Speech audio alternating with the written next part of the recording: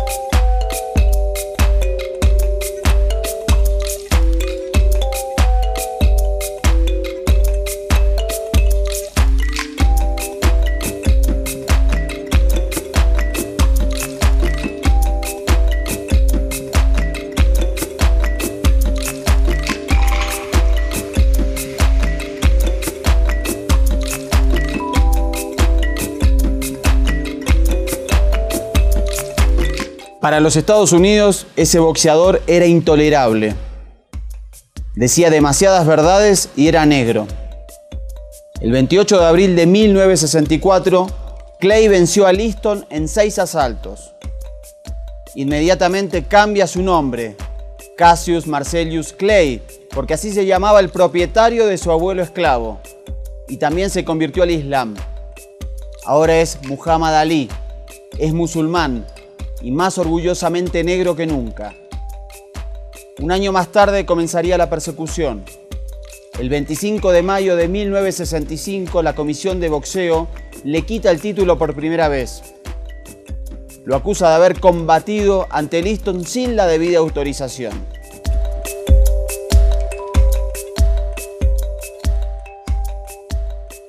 Muhammad Ali logró un estilo sobrenatural que el box alcanzará a ser un arte. Fue un hombre singularmente atlético y musical en el ring. Una parte de su psicología de combatiente consistía en disminuir a sus contrincantes antes de la pelea, gritándoles poemas rimados para burlarse de ellos y vanagloriarse de su grandeza. Una vanidad juguetona cuyo efecto publicitario aumentaba la simpatía pública sobre él. Hasta cierto punto, Ali fue uno de los precursores del rap, un gran improvisador de versos, con rima y ritmo. Esa tradición afroamericana con antecedentes en los cantos religiosos del gospel. Su legendario baile en el cuadrilátero, flota como una mariposa y pica como una abeja. Fue un sello espectacular para evitar que los adversarios lo golpearan. Bailar como un bufón en el ring fue también la evidencia física de sus reivindicaciones orales de grandeza. Ali no solo decía que era lo máximo, en esos momentos Ali lo era. Los únicos 2 boxeadores que se acercaron a su escuela aparecieron una generación después, Sugar Ray y el cubano Teófilo Stevenson. Pero nadie alcanzaría a poseer aquella santa trinidad de Ali, su aura de chico travieso, su formidable estado atlético, su hermosura. Era un hombre guapo y lo sabía. En una época en que los racistas blancos decían abiertamente que los negros eran feos, nadie se lo decía a Ali. La belleza, algo que normalmente invita a lo superficial y que siempre esquiva la explicación, no fue tanto en él una musculatura, una fisonomía, una elocuencia, un carisma, un humor. Fue todo eso y su búsqueda de trascendencia, la provocación de un estado de alegría al encontrarlo, su naturalidad para crear memoria y admiración. Tenían que atacarlo desde otra parte. La corona estuvo sobre su cabeza solo 2 meses. El 28 de abril de 1967 las autoridades le retiraron su licencia de boxeador y lo despojaron nuevamente del título mundial por negarse a ingresar al ejército estadounidense que iba a destinarlo a Vietnam. Ningún Vietcong me ha llamado níger, ninguno violó ni linchó a los míos, ni nos hizo perseguir por perros. ¿Por qué ir a matar a gente hambrienta en el barro en nombre de la todopoderosa América? Métame en la cárcel si quieren. Hace 400 años que los míos viven en una cárcel. Con los impuestos que pago por cada pelea, un soldado norteamericano vive un mes matando gente en Vietnam. Con lo que pago en un año es posible construir bombas como para quemar una aldea. Con todo esto ya soy culpable. ¿Tengo además que matar con mi mano propia?, dijo Ali. Declaró. El 20 de junio de 1967 en Houston, Texas, el Tribunal Federal del Distrito Sur del Estado lo declaró culpable de negativa a ingresar al ejército y lo condenó a 5 años de prisión, más una multa de $10.000. A fuerza de apelaciones, Ali eludió el calabozo, pero no dejó de hablar. Los negros estamos presos hace 400 años, por eso no pueden llevarme en un lugar en el que ya estoy. Cuando era niño me interesé en el box porque estaba Ali y dejé prácticamente de ver box cuando se retiró. Después de él insistí en ver a más campeones, pero a su lado casi todos los boxeadores parecían matones o simples golpeadores. Nadie tenía su gracia, ni su físico, ni su verborrea. Incluso Mike Tyson, quien, a pesar de que desde hace unos años nos conmueve como figura pública de confesión y autocrítica, lo veíamos en su época de boxeador, como se mira a un animal salvaje, a un hombre feroz que peleaba duro pero que carecía de la belleza y del verbo. Ningún otro como Ali ha tenido el don de la poesía para decir su verdad y esa suprema elegancia para golpear y esquivar puños. Ninguno como él ha alcanzado la estatura de su acción en la conciencia de los ciudadanos de un país entero. Muhammad Ali fue en Estados Unidos el primer personaje público negro verdaderamente querido por los blancos. No emanaba el odio de raza de Malcolm X, el explosivo líder de los musulmanes negros, ni era un predicador como Martin Luther King, el héroe evangélico y pacifista de los derechos civiles afroamericanos. Ali duró más que ellos y se fue convirtiendo en un hombre negro universal en medio del florecimiento negro de los años 60. Por más que sea indiscutible la grandeza de Martin Luther King, solo una minoría de gente blanca lo siguió mientras estuvo vivo. Si King fue el respetado líder que predicaba la reconciliación, Muhammad Ali era el ídolo adorado. Su personalidad teatral era tan irresistible que a todos nos iba convirtiendo en chicos boquiabiertos admirándolo desde el público. Todos querían estar con él. Solo Mandela eventualmente suplantó su encanto político, y fue cuando ya era un hombre viejo. Cuando revisamos su álbum fotográfico, Ali estuvo con todos, desde Fidel Castro y los Beatles, hasta unos niños africanos, y todos con él aparecían siempre sonriendo.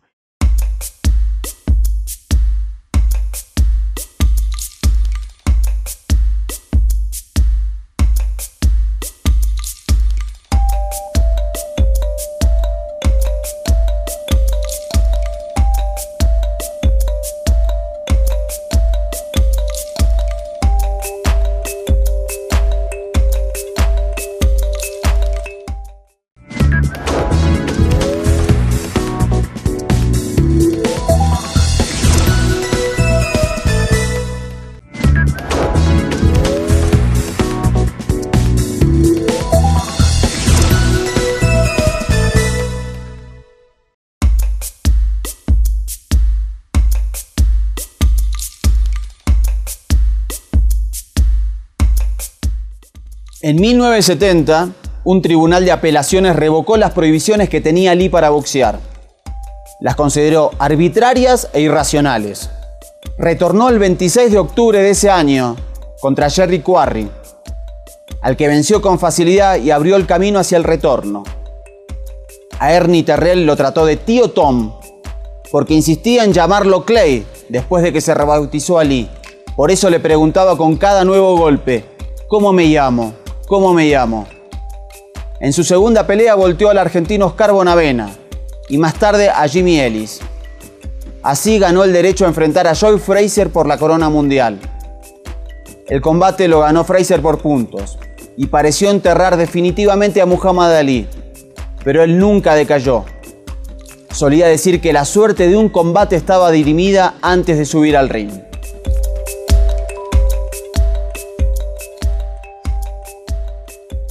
Ali fue otra dimensión de alegría y su sola presencia reconciliaba a los contrarios. Fue boxeador, pero a fin de cuentas fue un reconciliador. Lo fue incluso cuando acusaba al negocio del box de ser herencia de las plantaciones de esclavos negros, cuyos amos blancos los obligaban a pelearse para su deleite. Incluso en su época más radical, cuando se cambió el nombre de Cassius Clay, que consideraba un nombre de esclavo por el nombre musulmán de Mohamed Ali. La mayoría de blancos y cristianos no sentían que él los odiaba por su color de piel o religión. Hay una fotografía de él con unas monjas de la Congregación de la Caridad de Nazaret, en la biblioteca de la Universidad de Spalding, donde había trabajado de niño, que evidencia su ruptura con los moldes racistas y religiosos en esa época dominada por la televisión. Cuando rechazó ir a la guerra, decía que por qué debía ir a bombardear gente de piel marrón o Vietnam, cuando la llamada gente negra en su pueblo natal, Louisville, era tratada como perros. Mohamed Ali empezó a habitar una conciencia moral ciudadana que ya no era de un solo color. Por esos días yo era un niño y recuerdo a gente blanca comparándolo negativamente con Elvis Presley, quien la década anterior había cumplido con su deber y había hecho su servicio obligatorio en el ejército de Estados Unidos.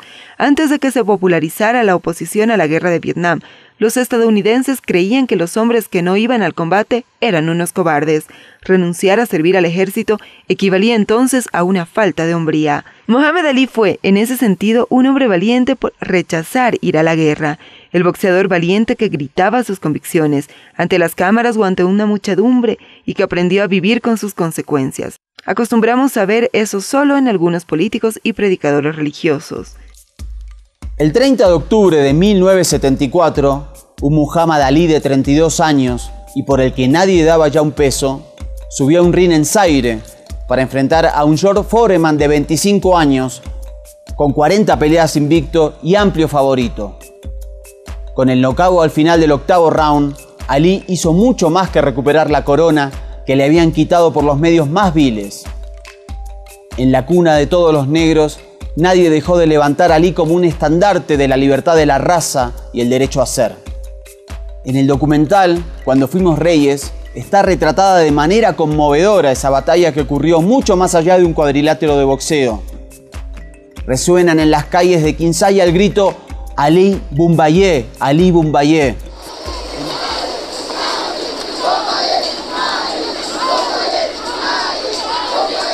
Hemos tenido el raro privilegio de asistir al momento cumbre de la historia del boxeo. Más allá de la dudosa calidad del combate, millones de personas de todo el mundo vieron cómo Muhammad Ali recuperaba a puñetazos lo que el tío Sam le había quitado por decreto, señaló el escritor argentino Osvaldo Soriano.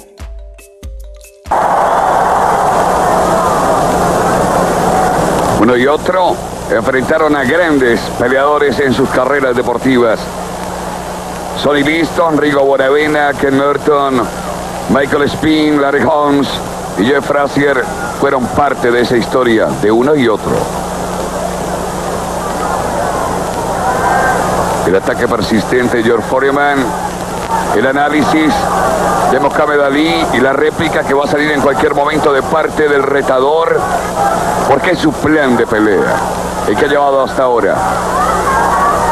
Amarrando, bloqueando, midiendo la condición física del rival para contragolpear. Ahí aparece el jab para medir las distancias. Un Foreman que se ve enormemente cansado, que ya no tiene la potencia, el poder de golpe que tuvo en los primeros asaltos. Mohamed Ali, el 1-2, amarra de nuevo. Foreman recarga su cuerpo sobre el retador. La derecha y la izquierda que golpea. Nuevamente Mohamed Ali, el 1-2, sobre la cabeza, 1-2, seguidilla.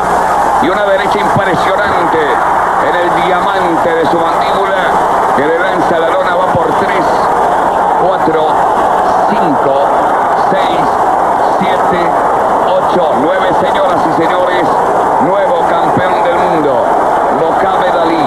Hoy revivimos la historia en especiales clásicos de ESPN, el más grande de todos los tiempos, cuando venció a George Foreman en quizás Zaire, aquel 30 de octubre del año 1974.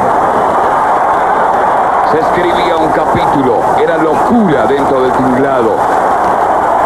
La invasión aparecía no solamente de los medios periodísticos, sino de cuánto entusiasta quería estar cerca al ídolo. Es el mayor ego de Norteamérica. Y también es la más veloz personificación de la inteligencia humana hasta el momento habida entre nosotros. Es el mismísimo espíritu del siglo XX, ha dicho Norman Mailer.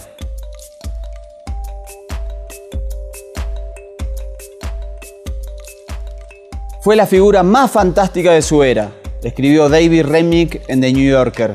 Un personaje creado por el mismo Alí, dueño de un ingenio, de una capacidad de desafiar políticamente, de una fama global y de una originalidad tan aguda que ningún novelista que se te ocurra mencionar se animaría a concebirlo.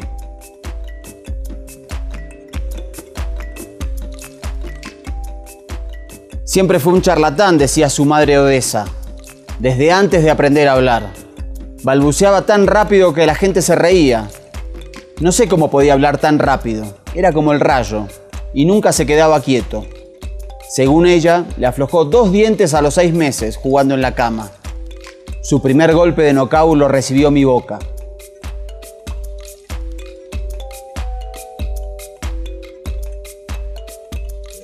Martin Luther King lo usó como ejemplo. Como dice Muhammad Ali, todos nosotros los negros, los marrones, los pobres, somos víctimas del mismo sistema de opresión. Matt Taibbi, columnista de Rolling Stone, lo destacó por su negativa a ir a Vietnam. Lo último que necesitaban Lyndon Johnson o su sucesor, Richard Nixon, era que los americanos, y en particular los jóvenes, hiciesen una conexión entre el racismo que tenía lugar en casa y las guerras de dominación colonial.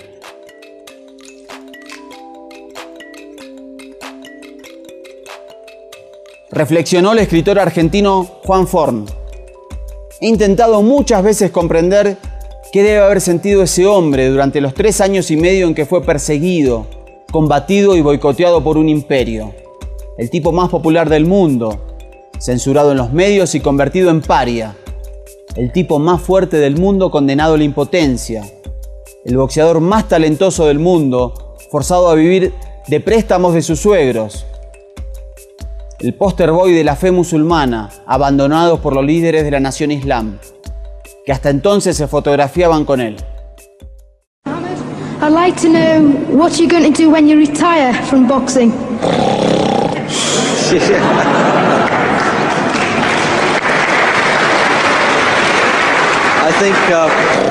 I think he's probably taking the last count at the moment. I'll do my best to wake him up for you. Sleep, that's all I'm gonna do. Ali fue también un comediante en vivo, un espontáneo entretenedor en voz alta, cuyo discurso fue un largo verso que rimó a través de su vida.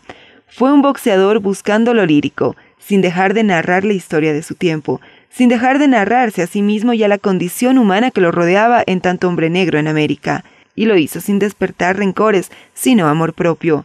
Ese papel elevó a Ali a ser parte de un puñado de gente que en los últimos 50 años ha contribuido a la reconciliación mundial entre negros y blancos.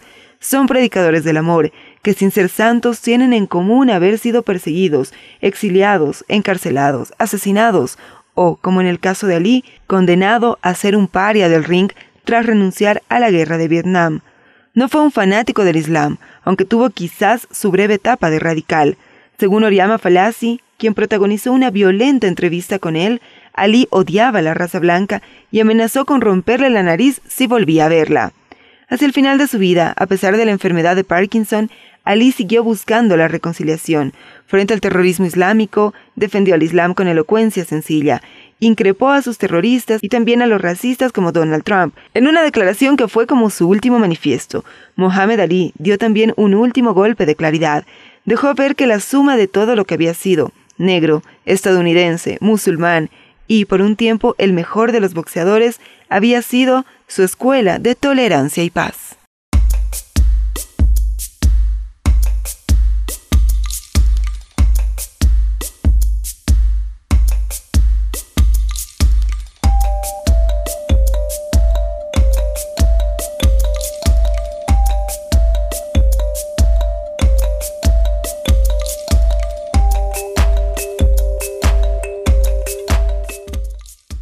Lo imposible no es un hecho, es una opinión.